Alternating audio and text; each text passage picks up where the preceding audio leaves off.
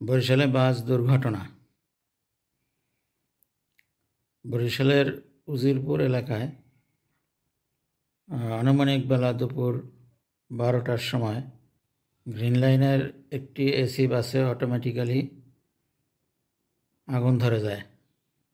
বাসটি সম্পূর্ণ ভস্মীভূত হয়, কিন্তু যাত্রীদের কোনো ক্ষতি হয়নি এ পর্যন্ত, তাই জানা গেছে। বাসটিতে আগুন ধরার কারণে দীর্ঘ যানজটের সৃষ্টি হয়। আজ বৃহস্পতিবার 6 মার্চ 2025। বাসটির অবস্থা দেখুন।